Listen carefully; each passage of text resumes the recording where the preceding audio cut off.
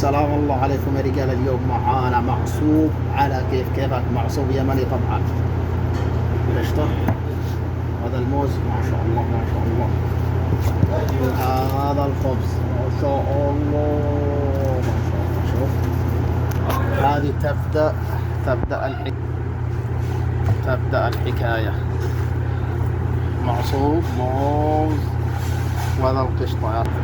طبعا ما يحلى المعصوب إلا بالعسل يا معلم، العسل الدوعني والجبن يا سلام. أما الصينية هذه هي حكاية لحاله، حكاية لحاله يا معلم.